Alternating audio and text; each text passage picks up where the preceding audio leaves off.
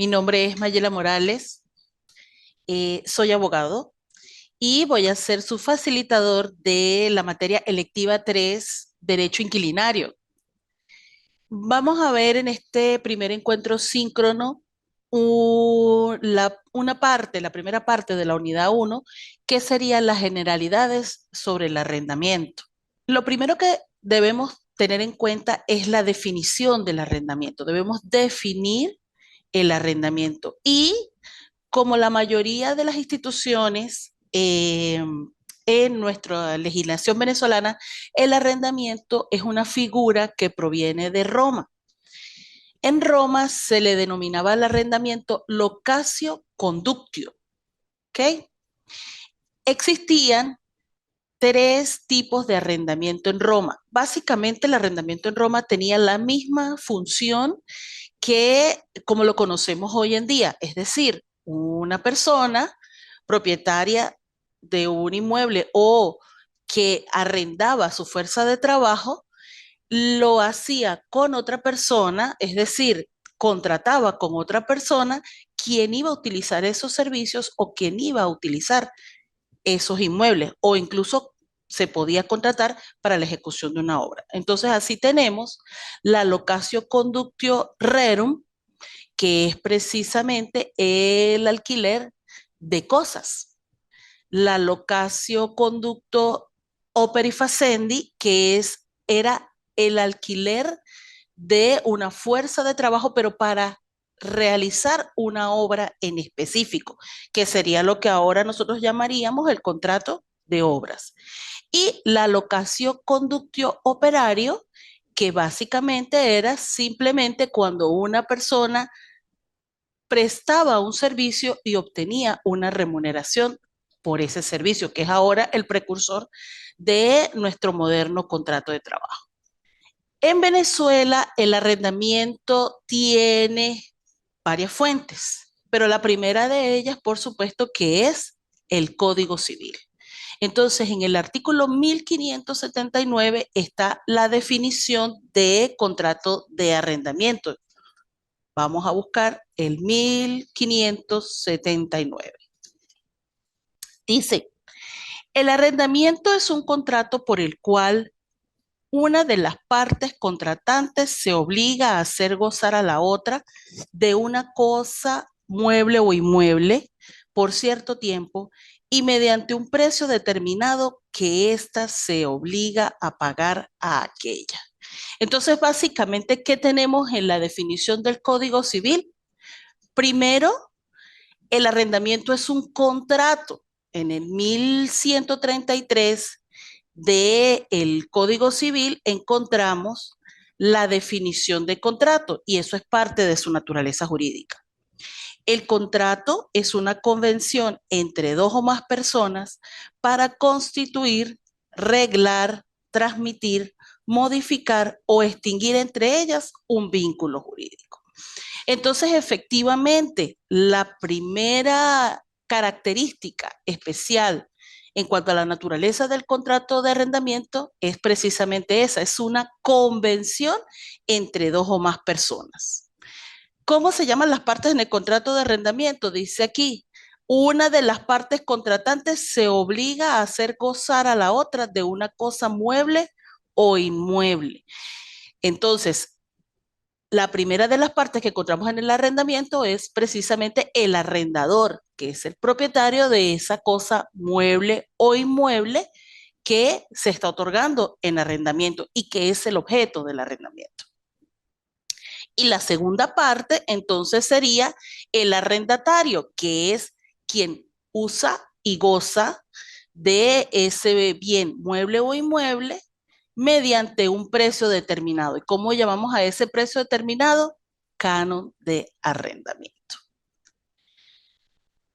Además, el contrato de arrendamiento tiene ciertas características que lo hacen común y diferente a otro tipo de contratos al mismo tiempo. Fíjense ustedes, en primer lugar es consensual, es un contrato consensual porque se perfecciona con el acuerdo de las partes. Obviamente, en nuestra legislación que es una legislación sui generis en materia de arrendamiento, hay una, no lo quiero llamar una tercera parte, pero sí una parte de buena fe que es el Estado venezolano en lo que se refiere sobre todo al contrato de arrendamiento de viviendas. Es decir, toda la regulación relativa al arrendamiento de viviendas está reglada, está normada, está regulada por el Estado venezolano, quien además tiene un órgano especial que vamos a ver más adelante, que regula, que controla todo lo que se refiere a la materia arrendaticia en Venezuela. También nos dice aquí que el contrato de arrendamiento es un contrato bilateral. Y yo siempre explico a mis alumnos que la bilateralidad no es que significa que hay dos partes. La bilateralidad consiste en que hay obligaciones recíprocas para cada una de las partes. De tal manera que si una no cumple sus obligaciones, la otra tampoco está obligada a hacerlo. Es decir, si el arrendatario, por ejemplo, no cancela el canon de arrendamiento en los términos establecidos en el contrato, el arrendador tendrá derecho a resolver. Obviamente debe seguir un procedimiento, debe haber un procedimiento donde está involucrado el Estado. En el caso específico, vuelvo y repito, del arrendamiento de viviendas, para que pueda ocurrir esa terminación del contrato de arrendamiento. Es un contrato además de tipo oneroso. Todos sabemos que oneroso es contrario a gratuito y en eso lo distingue del comodato. El comodato es un contrato de préstamo de uso. El comodato es gratuito, mientras que el arrendamiento es oneroso porque el arrendador va a recibir una contraprestación por el hecho de dar en arrendamiento el objeto del contrato. Esa contraprestación es el canon de arrendamiento. De tracto sucesivo. ¿Qué significa eso? Que es de tracto sucesivo, que no se agota de una vez en el tiempo. Como por ejemplo el contrato de compraventa. El contrato de compraventa se agota cuando el vendedor recibe el precio de la venta y el comprador recibe el objeto. Ahí muere ese contrato, esa relación jurídica. En el contrato de arrendamiento no, el contrato de arrendamiento puede sufrir prórrogas, como efectivamente se hace, prórrogas en el tiempo. Por lo tanto, es un contrato de tracto sucesivo. Origina obligaciones principales. ¿Eso qué significa? Que en el contrato de arrendamiento no depende de ningún otro contrato para su ejecución. Hay contratos, no sé si ya ustedes han visto la materia de contratos y garantías, pero hay contratos principales, perdón, y contratos accesorios. Los contratos accesorios son los que siguen a los contratos principales de tal manera que lo que suceda con este contrato, si este contrato es nulo, el contrato principal, el contrato accesorio también lo será. En el caso del contrato de arrendamiento, es un contrato principal, es un contrato que origina obligaciones principales y no obligaciones accesorias para las partes. Vamos a hablar ahora un poco de las bases legales, ¿sí?, del contrato de arrendamiento. Las vamos a tocar en su parte general, no nos vamos a involucrar todavía a profundidad en cada una de ellas porque esto va a ser nuestro material para todo el curso. Es decir, yo ya les envié a ustedes el enlace para que puedan descargar las leyes que nosotros vamos a utilizar. Me falta una solamente por enviarles, una sola de las leyes. Y esas leyes son las que nosotros vamos a desarrollar durante este curso. ¿Por qué? Porque la materia arrendaticia básicamente está dividida.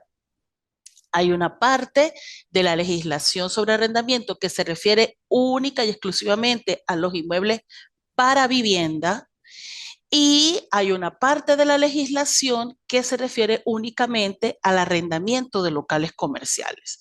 Entonces es muy importante que tengamos la visualización de las dos para que veamos y observemos. Eso es parte de la actividad que tienen que hacer para este primer módulo, para observar en qué se parecen y en qué se diferencian ambas legislaciones. Entonces tenemos primero la ley para la regularización y control de los arrendamientos de vivienda, que está en la Gaceta Oficial Extraordinaria 6053 del 12 de noviembre de 2011.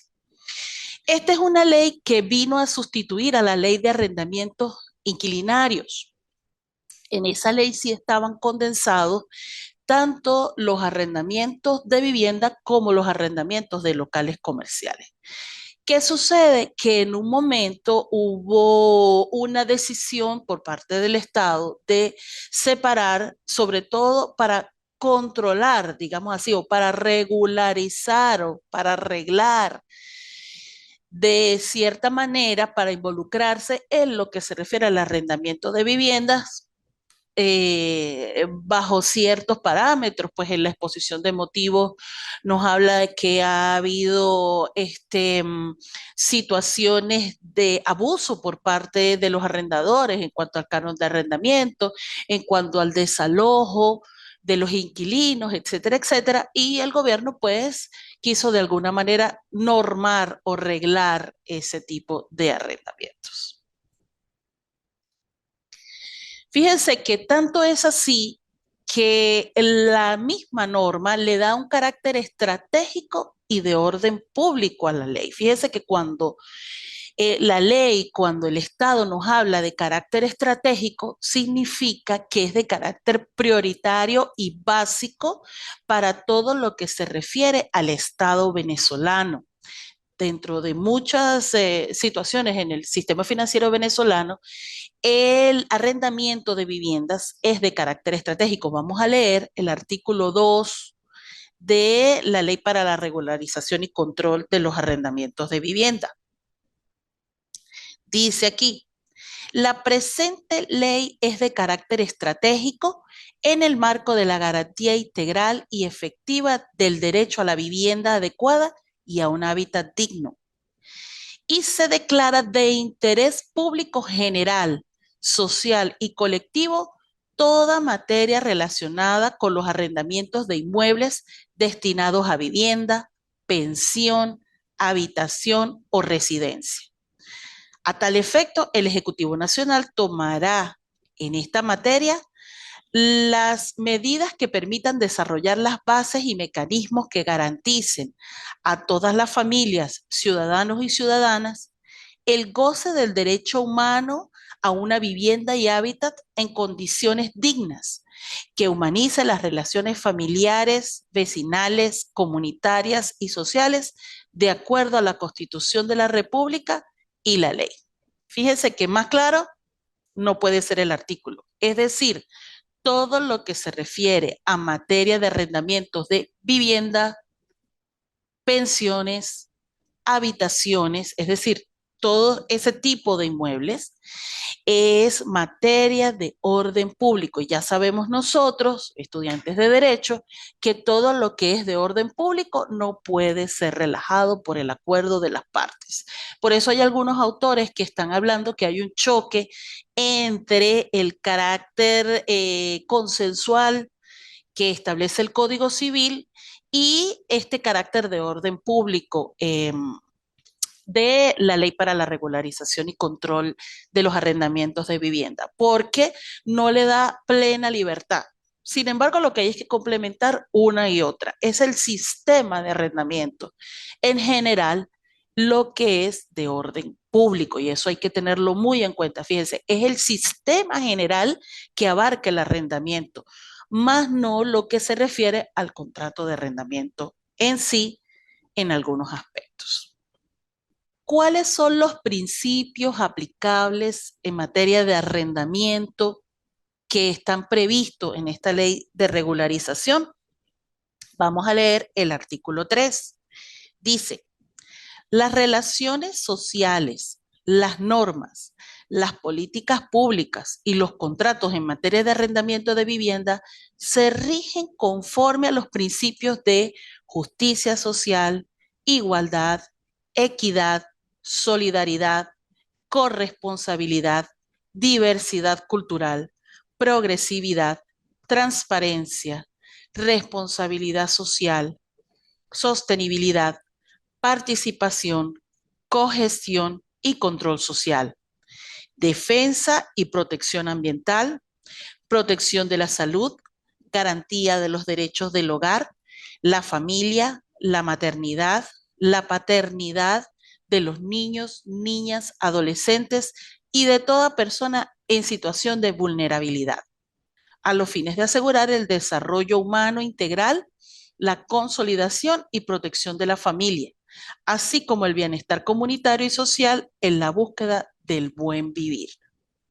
Entonces, básicamente estos principios, que además son principios constitucionales, igualdad, equidad, corresponsabilidad, cuidado del ambiente, protección de la familia, protección de las personas de carácter vulnerable, llámese ancianos, llámese alguna persona con discapacidad, son los principios que rigen todo el sistema del arrendamiento en Venezuela. Y a ellos va el funcionario correspondiente de la administración a regular de esa manera o sobre esa base, va a regular todo lo que se refiere a los procedimientos en materia de arrendamiento. Por tanto, nosotros como abogados en la práctica debemos tener muchísimo cuidado en, primero, cómo debemos nosotros visualizar a ese posible inquilino para nosotros poderle dar una correcta asesoría a nuestro cliente. Nosotros como abogados siempre se nos pregunta, doctor, ¿qué es lo que podemos hacer en este caso? Doctor, ¿qué es lo que menos me afectaría? Y ustedes siempre como abogados, y eso es mi consejo durante mis años de ejercicio, ya yo este año voy a cumplir, si Dios quiere, 30 años de ejercicio, es que ustedes siempre tienen que visualizar todos los escenarios posibles. El mejor escenario, el escenario intermedio y el peor escenario. Y ustedes tienen que plantearle con sinceridad a su cliente qué es lo que puede suceder. Entonces nosotros debemos tomar en cuenta estas situaciones, estos principios que están en la ley. Es sumamente importante tanto para dar una asesoría al iniciar el contrato de arrendamiento como para dar una asesoría cuando se nos presente ya un caso donde tengamos que solicitar alguna medida, donde tengamos que iniciar algún procedimiento, bien sea ante la administración o un procedimiento judicial, agotada esa vía administrativa, para poder, porque esto genera sobre todo muchísimo temor en los arrendadores o en los posibles arrendadores, porque se han visto muchísimas situaciones con respecto a eso. En cuanto a los fines supremos en materia de arrendamiento, vamos a leer el artículo 5. Nos dice, fines superiores en materia de arrendamiento. Artículo 5. La regulación jurídica y las políticas públicas en materia de arrendamiento persiguen como fines supremos: uno, promover el arrendamiento socialmente responsable como vivienda complementaria y transitoria en la protección y garantía del derecho humano a una vivienda digna y adecuada para todas las personas y familias, de conformidad con la Constitución de la República, las leyes y políticas nacionales en materia de vivienda y hábitat, como parte del sistema integrado orientado a responder a la crisis de vivienda que vive nuestro pueblo.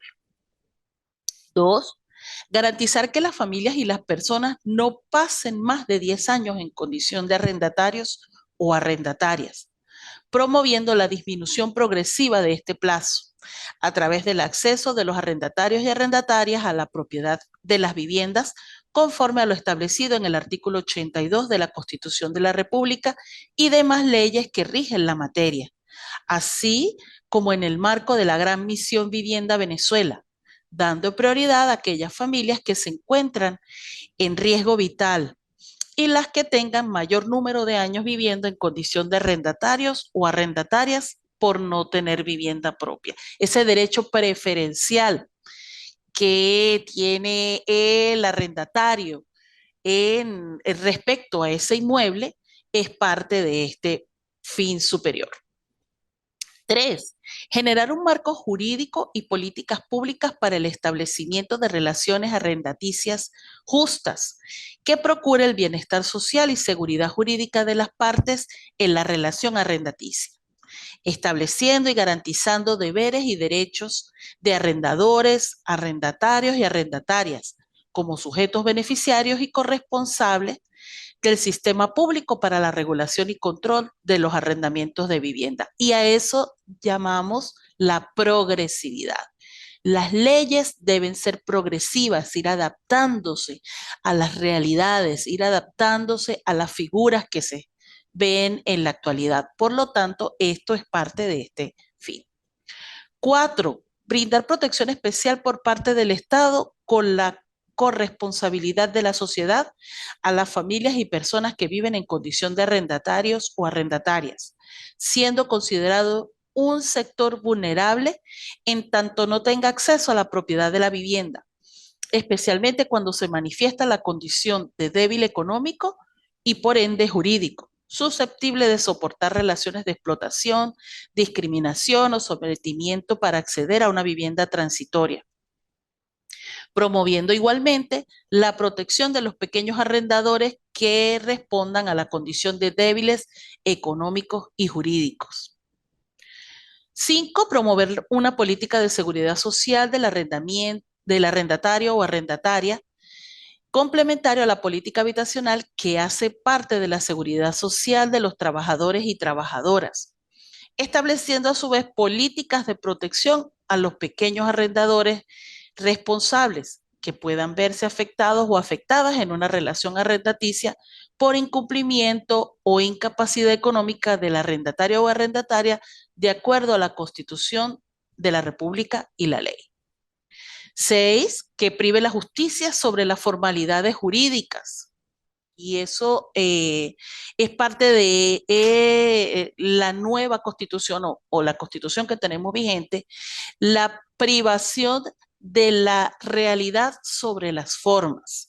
Y eso es parte de muchas áreas, sobre todo áreas del derecho que forman parte de la justicia social. El área de laboral y esta área de inquilinario. Especialmente cuando las formas y apariencias que adopten estén dirigidas a menoscabar el interés social o los derechos de los particulares en el goce del derecho a la vivienda. Es decir, esas figuras que parece que fueran arrendamiento, pero no son arrendamiento, esos supuestos comodatos que tienen por debajo el pacto de un canon de arrendamiento, la forma que la realidad que prevalece, la forma es de comodato, pero la realidad que prevalece es la de un arrendamiento. Por lo tanto, tiene protección con esta ley de regulación y control del arrendamiento de vivienda. 7, combatir el acaparamiento, la desocupación y mercantilización de viviendas, así como la especulación, discriminación y relaciones de explotación del ser humano por el ser humano, asociadas al arrendamiento de viviendas. 8, prohibir la discriminación y brindar protección a quienes se encuentren en especial situación de vulnerabilidad o susceptibles de ser discriminados o discriminadas por orientación sexual, identidad de género, origen étnico, preferencia política y religiosa, condición económica, estado civil, edad, clase social, estado de salud y condición física, entre otros. Bueno, vamos a leer por aquí porque son bastante largos. Por ejemplo, aquí el 16, garantizar el arrendamiento de viviendas, habitaciones, residencias y pensiones y que no se constituyan una relación de explotación que comporte para los arrendatarios y arrendatarias la pérdida de una parte sustancial de su salario básico. Es decir, que el tipo de inmueble que estemos arrendando no supere su valor con respecto a el salario que está percibiendo. Y por aquí el órgano, el número 19. El órgano encargado en materia de arrendamiento de vivienda velará por el cumplimiento de estos fines con el objeto de lograr su implementación progresiva acompañada de una política de información y formación en materia de los servidores públicos y servidoras públicas, así como de la ciudadanía en general. Entonces, nosotros vemos que estos fines supremos en materia de arrendamiento van orientados a lo que la Constitución denomina la justicia social. ¿Ok? Y eso se debe tener en cuenta también. A la par de esta ley de regulación y control de los arrendamientos de vivienda, en el año 2014 fue sancionado el decreto con rango, valor y fuerza de ley de regulación del arrendamiento inmobiliario para el uso comercial. Y en este sí nosotros vamos a ver algunas diferencias en cuanto a la regulación, pues la materia ya no tiene que ver con ese aspecto de la justicia social, sino que aquí tiene que ver con el aspecto del sistema comercial. Fíjense que obviamente todos los que poseen un negocio desean tener un local donde realizar sus actos de comercio, donde funcionar una sede física, aunque ahorita nosotros estamos viendo mucho ese tipo de comercio vía internet por una serie de situaciones pues que no vienen ahorita al caso. Pero es parte de esa operación comercial el hecho de tener un inmueble, un local comercial donde prestar el servicio o donde hacer esa venta de bienes por parte del comerciante. Este decreto está en la Gaceta Oficial número 40.418 del 23 de mayo del año 2014. En el artículo 2 de este decreto con fuerza de ley está la definición de los inmuebles para uso comercial. Vamos a leer. Artículo 2. A los fines de la aplicación e interpretación del presente decreto ley, se entenderá por inmuebles destinados a uso comercial aquellos en los cuales se desempeñan actividades comerciales o de prestación de servicios como parte del giro ordinario del establecimiento que allí funciona, independientemente de que dicho inmueble constituya una unidad inmobiliaria por sí solo o forme parte de un inmueble de mayor magnitud, por ejemplo, un centro comercial, o se encuentre anexado a este.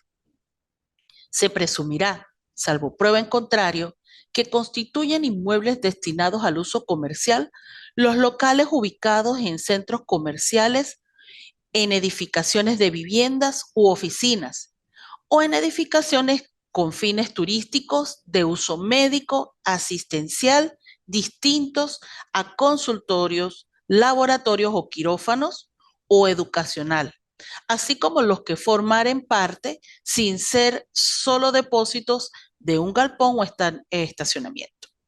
Se presumirán además inmuebles destinados al uso comercial, los kioscos, stands y establecimientos similares, aun cuando estos no se encuentren unidos de manera permanente al inmueble donde funcionan o se ubiquen en áreas de dominio público. Entonces, fíjese que aquí la ley me está haciendo la diferenciación de cuáles son los inmuebles que se consideran como de uso comercial. Y fíjese que aquí otra vez podemos ver ese fundamento de la prevalencia de la realidad sobre las formas o las apariencias. Yo puedo tener un local, abrir un local dentro de mi casa, que eso se utiliza mucho. Muchas personas utilizan, por ejemplo, el garaje de su vivienda como un local comercial, aun cuando ese local esté adherido, anexado a un inmueble para vivienda, su uso en la realidad es comercial y por lo tanto entonces es un inmueble considerado como de uso comercial.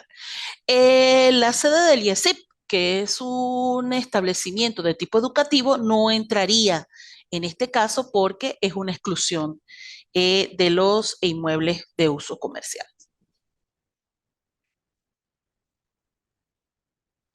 En el artículo 3 está establecido la irrenunciabilidad de los derechos que están establecidos en este decreto con fuerza de ley. Dice el artículo 3: los derechos establecidos en este decreto ley son de carácter irrenunciable. Por ende, todo acto, acuerdo o acción que implique renuncia, disminución o menoscabo de alguno de ellos se considera nulo en la aplicación del presente decreto ley. Los órganos o entes administrativos, así como los tribunales competentes, podrán desconocer la constitución de sociedades, la celebración de contratos y, en general, la adopción de formas o negocios jurídicos mediante los cuales se pretenda evadir la naturaleza jurídica arrendaticia de la relación o el carácter comercial del inmueble arrendado, debiendo prevalecer siempre la realidad sobre las formas. Volvemos otra vez, siempre priva la realidad sobre las formas. Cualquier acuerdo que menoscabe los derechos de tanto del arrendador como del arrendatario derivados del contrato de arrendamiento son nulos. Se considera entonces que esos derechos también van a ser de orden público.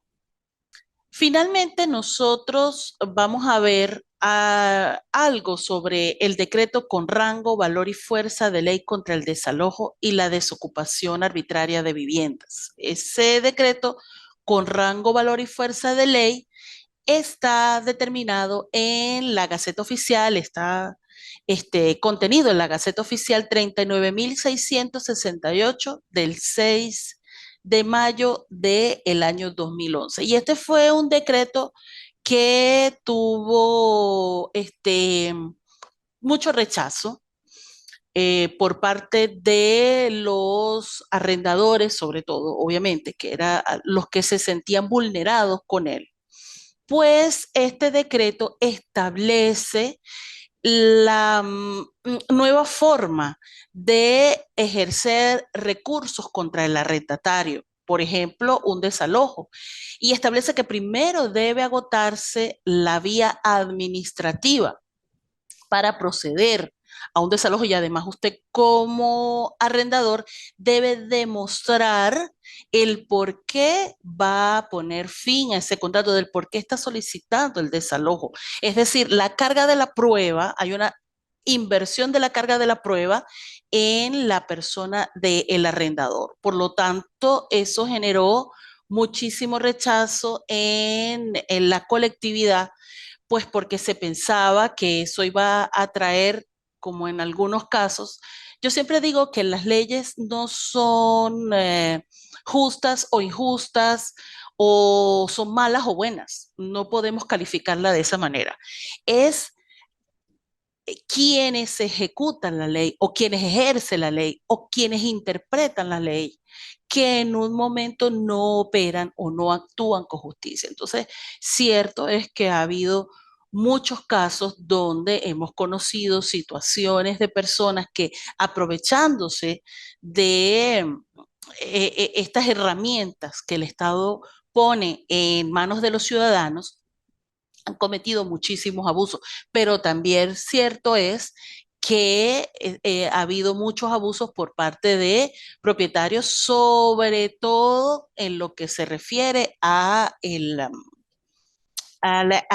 hecho de el abusar con los cánones de arrendamiento, no dar mantenimiento a los inmuebles, etcétera, etcétera, y cometer desalojos de manera arbitraria. Entonces, este es el ámbito de aplicación, pero nosotros lo vamos a dejar por hoy hasta aquí.